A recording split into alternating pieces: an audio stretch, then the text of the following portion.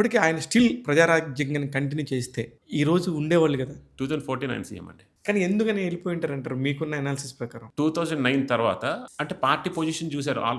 18 వచ్చాయి. ఈ 18తో నేను ఏం ఫైట్ చేస్తాను? నేను అనుకున్న న్యాయం నా మీద పెట్టుకున్న ఎక్స్‌పెక్టేషన్స్ నేను రీచ్ అవ్వలేను. కాంగ్రెస్ పార్టీ ఆ టైం కాంగ్రెస్ పార్టీ ఇన్వైట్ చేసింది చిరంజీవి గారు. మీరు రండి, మీ సేవలు మాకు కావాలి, మీ పవర్ మాకు అవును. కావాలి. అవును. రాజశేఖర రెడ్డి గారు చనిపోయిన తర్వాత కరెక్ట్. మీరు రావడం వల్ల కాపు ఓట్స్ కూడా మాకు డైవర్ట్ అవుతాయి. మీ సర్వీసెస్ మాకు కావాలి. మీకు సరైన ప్రాధాన్యత, రెస్పెక్ట్ ఇస్తాం అని చెప్పి కాంగ్రెస్ వాళ్ళు రిక్వెస్ట్ చేస్తే అప్పుడు చిరంజీవి గారు సరే ఇక్కడికొస్తే నేను కూడా కొంత నా పీరియడ్‌లో ఇప్పుడు ఆయన స్థాయిలో ఒక సీఎం స్థాయి, ఆయన స్థాయిలో ఆయన జనాలకి మంచి చేయాలంటే ఎమ్మెల్యేగా చేయలేరు.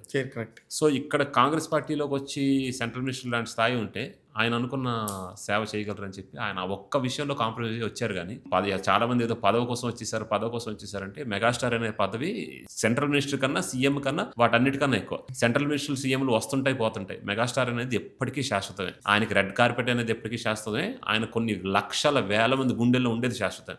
మెగాస్టార్కి ఎప్పుడు ఎండ్ ఉండదు. ఆయన ఎప్పుడు డైమండే. ఆయన ఎప్పుడు ఆ రేంజ్ లో ఉంటారు.